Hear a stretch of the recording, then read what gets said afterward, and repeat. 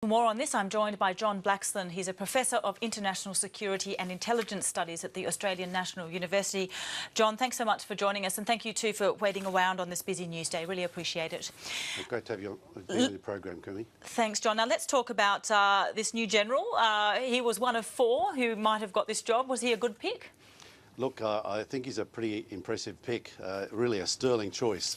It's interesting, HR McMaster is quite a charismatic figure. He's got a wealth of experience operationally in Iraq and Afghanistan, but the man is a man of letters as well. He's very well read, and he's written quite a controversial book, Dereliction of Duty, which actually speaks to the responsibilities he's about to take on. So, in fact, arguably, you know, a better choice is hard to find. He wrote about the challenge during the Vietnam War, where the President and the Defence Secretary and the Joint Chiefs of Staff actually weren't really honest with each other about what they were facing in Vietnam, and that's hence the name of the title of his book, Dereliction of Duty. So he understands the challenges that a president faces, a defence secretary faces, the military of the United States faces in facing a dramatic war and an insurgency.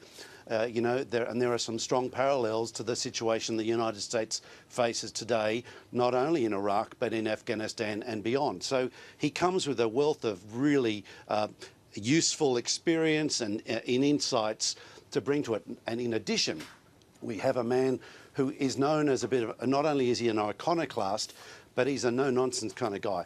There are those who've argued he's been held back from being a 4-star general up until now because he's just been a little bit out of the mould, and some people haven't been quite that comfortable with giving this bright, smart, impressive and ambitious individual the space to take that space. And clearly, you know, the Donald has grasped that and is running with it. Given that he does seem to be quite suitable for the role, why then do you think he wasn't the first pick before Michael Flynn?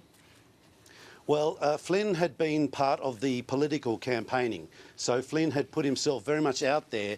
This isn't the kind of guy HR McMaster in. He's very much the professional military officer. He's been occupying important developmental and training roles in the last little while. He's a thinker, he's a reflective individual, and he's been in those positions. So this is something he's been pulled out of to take up that position. Unlike Flynn, who's a bit more controversial and was much more front-footed politically, we're seeing somebody take his place who's probably less political, but as smart, probably considerably smarter, and with a breadth of experience. Now, interestingly, from an Australian point of view, we've had him at the Strategic and Defence Studies Centre as a guest lecturer on the military studies program we run at the Staff College.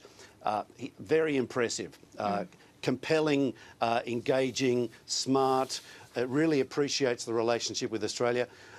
The argument that's out there is that, oh well, he's a Middle East guy, so he won't be so understand the East Asian challenges so much. Well, let's not forget he wrote about the Vietnam War, but also he has relationships in the region, particularly with Australians, that are pretty close. He's very well regarded by many in the currently serving hierarchy of the Defence Force, and most of them would be pretty chuffed to see this outcome.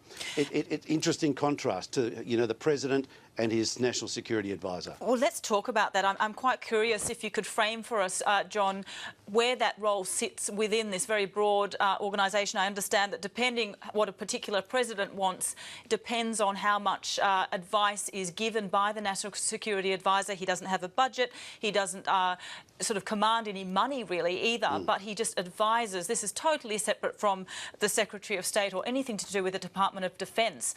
So that relationship, I assume, with Donald Trump is incredibly important, will depend on how much information he's asked for and how many meetings he goes to. Exactly. No, you're absolutely right, Kumi. This is the position where the position is really made by the incumbent. There is a lot of flexibility about how that's interpreted by the President, by his Chief of Staff, and the relationships that the National Security Advisor has with the Secretary of State, runs Foreign Affairs effectively, and the Secretary of Defence running Defence. Now, we know that General Mattis will, I'm sure, hold General McMaster in very high regard. There may be a little bit of tension there because Mattis is senior. He's an older man. He's also a 4-star general. McMaster is a 3-star general. I suspect there'll be a little bit of tension there. Mattis is also a Marine, and US Army and Marine generals tend to not always see eye to eye. So there's a potential point, but they're both very sensible individuals as well. So I suspect that will work out quite well. But the thing is, this is really the rub point. Will McMaster manage to get in successfully into the inner circle the way Flynn was with Trump, and will his voice of reason be heard? Let's hope that that's the case, because he really is somebody who, you know, of all the picks out there, you've got to hand it to President Trump. He's picked a humdinger. Okay, great to chat with you, John Blackson. As always, thanks so much for your time. My pleasure.